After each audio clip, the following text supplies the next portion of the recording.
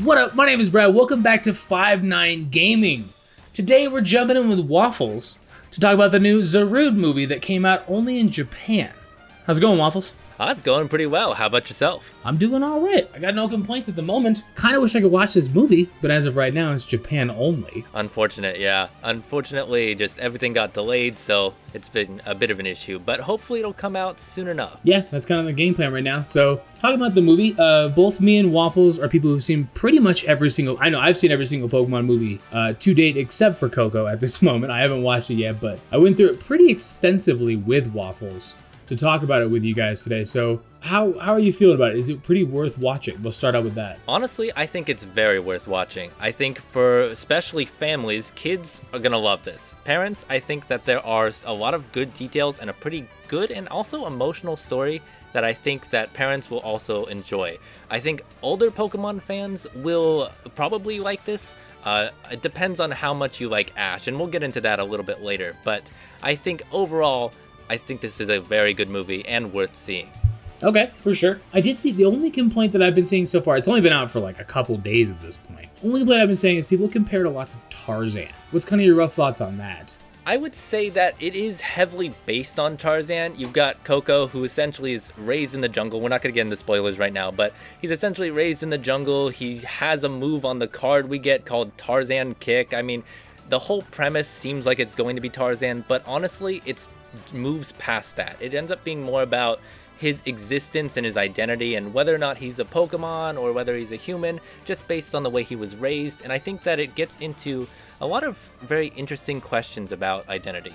And so I think that it moves past the whole Tarzan premises and then goes even further. So basically, this is going to be the return to 2D animation. I know that maybe you saw the Mewtwo Strikes Back Evolution movie, right? Yeah, so I actually watched that. I think I watched it on Netflix about 8 months ago or so at this point. Yeah, so that was like CGI animation, and how did you feel about that? Okay, so I'm a little bit torn because I am very nostalgic for the first Pokemon movie. Well, actually, the first 3 Pokemon movies are like, I mean, that's when I was like 8. I was like my prime age to go. I went to see it in the theaters. I got the cards for them. Like I still own them on VHS. I have them on DVD, whatever else. So it's weird because I want to say I like it, but I don't love it and I don't hate it. It's kind of just there. It was kind of like, I could see it being cool for kids nowadays, but at the same time, the OG Pokemon animation is something that's really close to me. So it's tough for me to say it's like, I don't know. If I was a little kid, I think I'd still rather watch the old animation personally, but you said we're going back to 2D animation with this one, so that's good. Yeah, I think the animation quality was really good in this one, and for me, the 3D animation and the CGI was honestly a little jarring, so I'm kind of happy for it to come back to that. Yeah, I mean, like I said, I'm one of the worst Pokemon fans in being like, dissective of Pokemon. I'm terrible at it. I just like everything about Pokemon, like I always have. Like every time people are like, well, I can't believe they cut half the national dex out. And it's like, is it still Pokemon? I'm okay with that. It doesn't bug me at all. So yeah, I mean, that's fair. Yeah, it never bugged me. And I even lost my favorite Pokemon, Donphan, in the dex cut. And even when they bring Pokemon back, I still lost Donphan. And it just doesn't bug me too much. You know, it never really got me that much. So it's the same thing with this kind of animation stuff, that if it's Pokemon, I'm kind of here for it. But I will say the 3D, it did throw me for a loop when I watched it. It's been a little while since I watched it. It's been close to a year at this point now. So I guess I should actually probably go rewatch it after this and see how I feel similarly. But yeah, maybe go back and forth and see. Yeah. So how do you feel about the music? Music is a pretty important thing when it comes to Pokemon movies in general. Actually, in movies in general, not just Pokemon movies. Yeah, in movies, definitely. I would say that, honestly, yeah, the music in this is fantastic. Like, it was definitely one of the highlights of the movie for me. You start the movie with 4 tracks almost in a row. Like, within the first, 10 scenes, you get 4 amazing tracks. Intro track, if you've seen the preview, there's, a very short bit of it, but there's a good Zorudo soundtrack song, and it's just fantastic. It's absolutely a bop.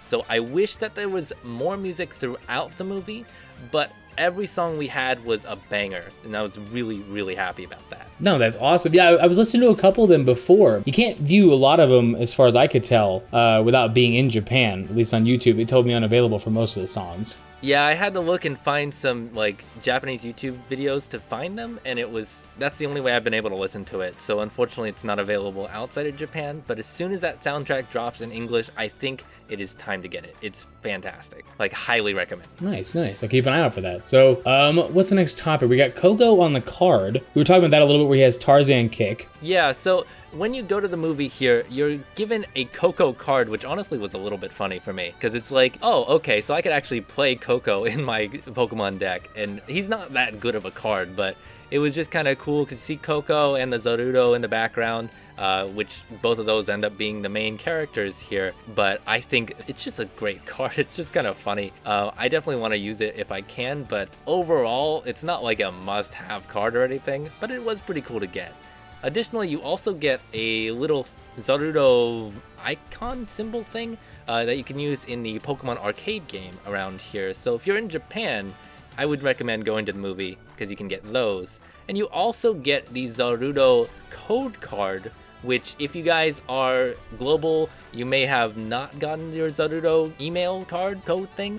So this is another way to be able to get him in the game. Yeah, I actually didn't get it. I actually need to look up a way on how. I was going to look up a way how to get it a couple weeks ago. And then I actually forgot until you mentioned talking about this movie. And then I was like, oh yeah, that's right. This movie's coming out because it got massively delayed. We're talking like 6 months at this point. Yeah, it was originally started in July 10th was the original release date. And then it got delayed because of like COVID things until August 7th. And then it got delayed again until Christmas. So it was a massive delay. Is Christmas celebrated in Japan? I have no idea even, actually. Yes, but it's relatively new. It's something that isn't like a major celebration, but it's mostly for kids here. So yeah, Christmas is still a thing. Okay, well that makes sense why it would come out on that, because I just thought it'd be a weird day for it to release if it was like the same kind of celebration it would be here, you know? But if it's not a huge celebration, it makes sense. Yeah, although part of the whole delay thing is kind of an issue for global release date, just because they don't have one for that now. It was supposed to be probably out by now, but now it's going to be just sometime in 2021. Pretty ambiguous. They could just throw it at you randomly though, because now I say all they have to do is dub it, which is still a lot of work, obviously, but the movie's already made, you know what I mean? So like half the work is done. So they could just chuck it at us in like March or something for all we know. Yeah, that would be great, honestly. I really hope that people are able to see this globally soon, because honestly, I really recommend this. For me, like, I was going into this thinking it was going to be really cheesy, but it was one of the best Pokemon films I've seen to date. That's saying a lot. So I think it's definitely something I'm excited for people to be able to watch when it eventually does release. Well, we were talking about like The Power of Us, which is another Pokemon movie. It's actually on Netflix at the moment if you want to go check that out. And how Pokemon has gotten a bit darker tones a little bit in the last little bit. So like in that one, for example, this lady with a little Snubbull, and you borderline see the Snubbull pass away. And I mean, Pokemon definitely has been pushing a little bit on the boundaries, which I don't say I like to see it, because I don't want to see Pokemon die. Like, that's not, I'm not trying to see that. But it's good to see it at least kind of, because I know when I watched that, I had the same kind of feeling that it was going to be a little bit cheesy. Like that movie, The Power of Us. I was like, it's going to be a little bit cheesy. And there's definitely cheesy points in it. But I actually kind of, the last couple ones I've really enjoyed. There was a couple weird ones in the middle. I wasn't a big fan of the Genesect movie. I didn't like it. That was kind of, to me, it was like, Mewtwo didn't need a different voice. We didn't even really need Mewtwo. Like I said, I'm definitely an OG Pokemon fan. I do love modern day Pokemon too. But I have to agree, even the last couple too, even the one with Ho-Oh. And there's like this alternate universe Ash nowadays. Is this also alternate universe Ash? Do you know? Yes. Yeah, it is still alternate universe Ash. We don't have any of his companions, so it's literally just Ash. Okay. It's Ash, Pikachu. He uses no other Pokemon in this movie, but that actually gets into a topic I wanted to talk to you guys about, and to you also as well. This movie, Ash is very much just a side character. The story focuses mostly on Koko and Zarudo, and so Ash is kind of just there. He is a catalyst for a few events, but he's really not doing too much. So I wanted to just get your opinion on how necessary do you think Ash is in these Pokemon movies? Well, I mean, we've seen in Journeys, if you guys haven't watched the anime, like I don't watch it too much because I haven't been into the anime for quite a while, actually, like into it, where I know what's going on, but they're trying to kind of like split off a little bit by adding Go into the anime and stuff like that. They've been trying to split off Ash for a tiny bit to where I think they want people to feel more comfortable without Ash always being that character, you know? Yeah, I think that's the thing, is like Ash is kind of grown a little stagnant over the years, and I feel like getting away from him is going to do a lot of good for the Pokemon franchise, but I think if you're a big Ash fan, that is going to be kind of an issue going to this movie. See, I've always been torn on Ash because I want to be that person that defends it, but the way they write him sometimes, like I fell off hard in the anime in black and white. I've now since I've come to like it a little bit nowadays. Like I've given it a couple rewatches and like, okay, I can live with this or that. But I mean, compared to the 4th gen one where he loses to Darkrai, which already irritated me, and then he goes to 5th gen, gets his butt kicked by a Snivy. The thing that killed me from the 5th gen animation, or the 5th gen anime, he forgets type advantages. I know. And it's like, bro, you've been at this for literally like, well, okay, in his time, like 2 years, but in like our time, you've been at this like 20 years now, dog. Like, you don't need to forget what it's weak to. 5th gen was very much trying to do a reboot, but also acknowledge that he still had his, like I've watched all these like theory videos about how he still remembers stuff. That's when I fell off the anime. So I do agree with you. Ash is a tiny bit stagnant for sure. I think that's why they gave it to him in Sun and Moon. They gave him the win so that now in these movies and stuff, they could kind of start pulling back a little bit. And like we saw in Journeys, they're adding Go to it. Somebody who's got a different personality, just a little bit to spark something, because I mean, Ash has been around since I was like 4, I think that's when the anime came out. God, yeah, I was around the same age. Yeah, so we're about the same age, so around the same time. Yeah, and I mean, that's a long time for a character to hold the main character position. So I'm okay with them separating a little bit in this movie and kind of moving a little bit away from him, letting the movie be about Zarude and Koko as opposed to Ash, Zarude, and Koko, you know? Yeah, and I think, honestly, like, getting away from him, because for me, I think the problem with Ash is that he doesn't grow that much as a character. So I'm okay with having a main character stay that long, but he needs to change, and I feel like Ash doesn't. And so I think getting away from that was helpful. Well, they go back and forth so much because he'll change. Yeah. And then it's just like at the end of the 4th gen one, like Diamond and Pearl, he was kicking butt. He was like, he managed to beat a Latios with his Pikachu, and then boom, instantly. And I know he was weakened by Zekrom. You can do all you 5th gen defenders, you can say whatever you want to say. But he still lost to a level 5 Snivy. And then the next gen 6, like Kalos, he was kicking butt again. Like he had Ash, Greninja doing all this stuff, and he just gets smacked up by Alon in the finals. And then they gave him the win in Sun and Moon when arguably should or shouldn't have it, whatever else. So, I mean, I see what you're saying, 100%, I do. I'm perfectly fine with him kind of splitting a little bit, letting it breathe a little tiny bit. I don't want them to replace Ash. I don't want him to like leave. I'm fine with him still being one of the faces of Pokemon. No, but being not in the spotlight, you know? Yeah, he doesn't need to be. Yeah, at this point, we don't need kids because there's a new generation of kids who play Pokemon every single day. Like right now, there's some kid who just found Pokemon today who's just getting into it or whatever else. And he sees Go. Maybe he likes Go more. Dope. You know, you can't have too many things like in a world like Pokemon. Options. Yeah, I like that. I'm fine with that 100%. But that actually gets into one point I did want to talk about here, because it got leaked in an interview. Well, I guess not leaked. It got mentioned in an interview that we were going to talk about Ash's dad in this movie. And so a lot of people were really hyped, speculating on what we're going to see. And unfortunately, we got to let people down today. The movie has like one or two lines about the dad. You don't even see any scenes about it. It's basically just, my dad helped inspire me to follow my dreams when people made fun of me. And it's like, oh, okay. Yeah, I don't think that's ever going to be a topic they're going to touch on. I mean, if you've been watching Pokemon for years, there's way back when I think it was Crystal Chronicles, they meet a character named Silver who has a Chikorita. And everybody for the last like 20 years had thought that was Ash's dad, and they've never confirmed anything ever, and they're never going to touch on it. There's no reason to. At this point, it's probably better to leave it as a mystery instead of being like, yeah, this is his dad, whatever. I think just though mentioning it and letting the movie ride on that hype was probably a mistake. I agree, yeah, because they're going with that with expectations. Did they say it in like their own trailers? No, they don't mention it in the trailers. They said it in an interview with I think the director. I don't know 100% who it was, but that's weird. Yeah, they were trying to use that as hype then.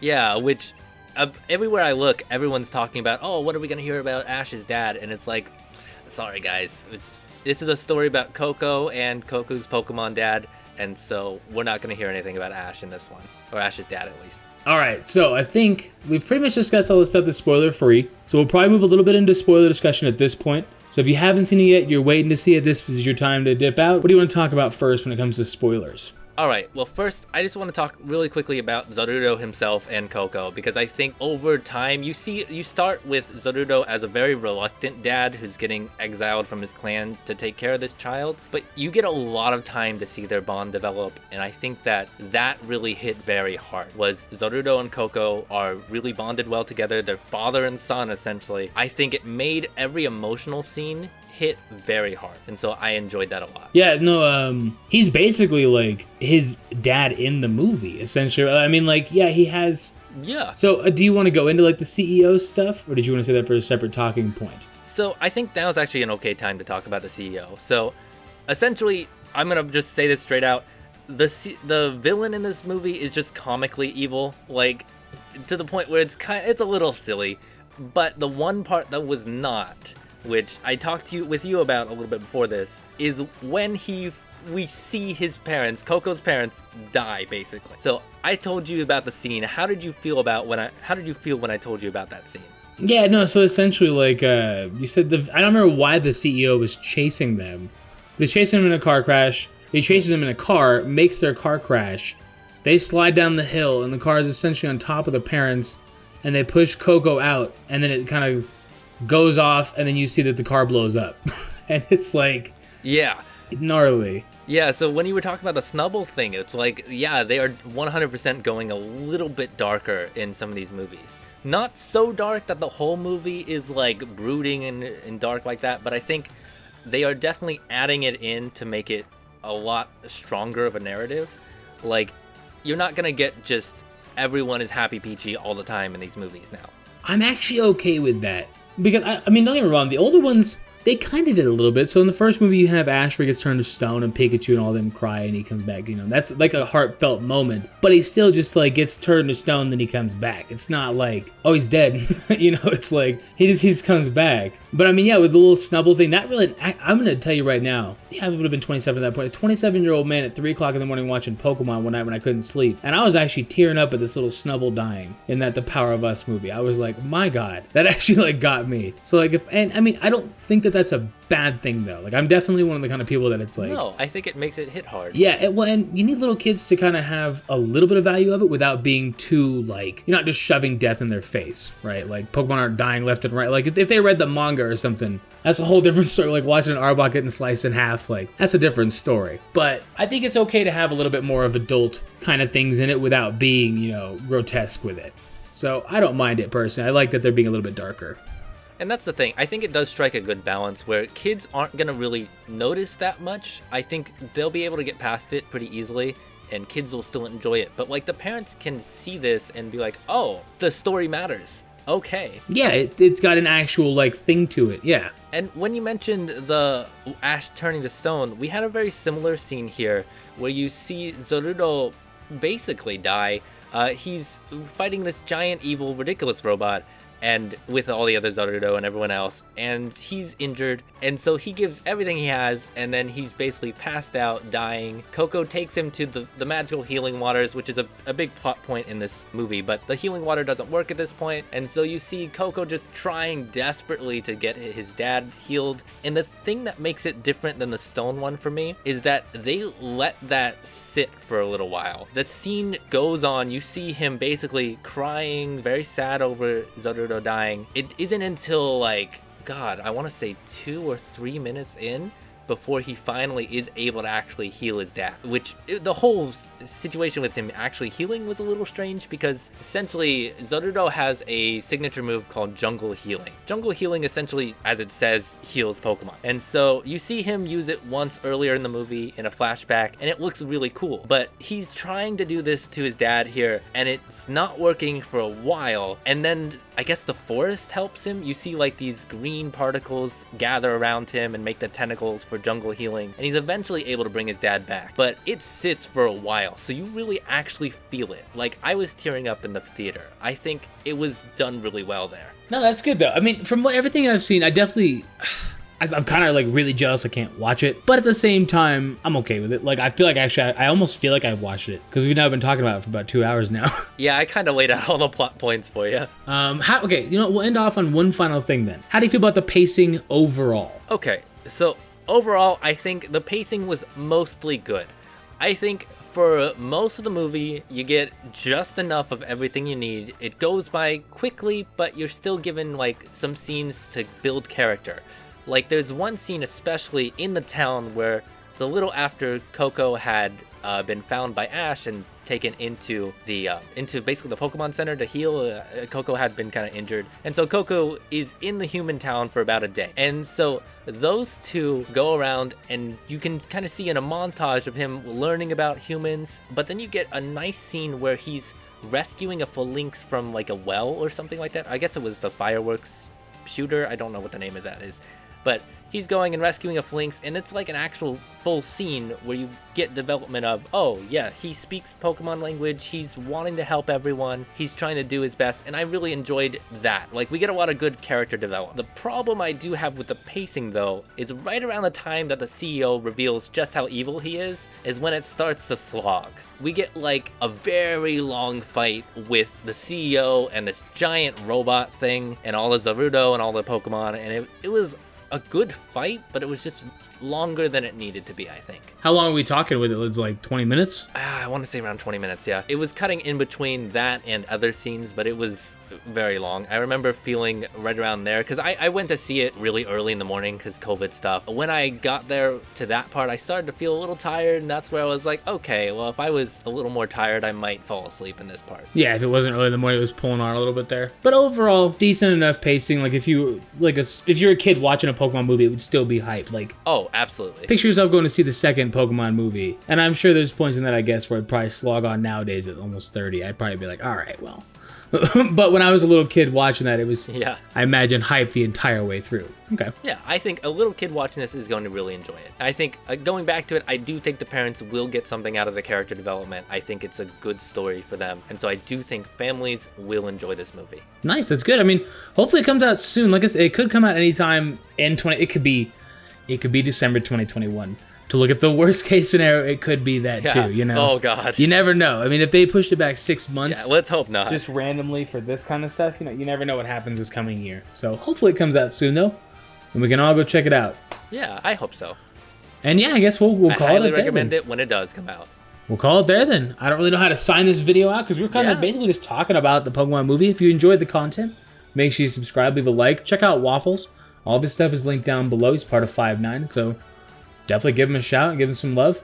You can check out my information down there too if you want to. But I think we're going to get out of here. Anything you want to plug before we dip out? Honestly, I'm just happy to be here. And so, yeah, definitely please go check out Radical. He was a big help in trying to do this as it was my first video here. So, yay. Yeah, but Waffles official first video. I had a great time here. So, all good. Sweet. Well, we're out of here. We'll catch you guys around. Thank you so much. Deuces.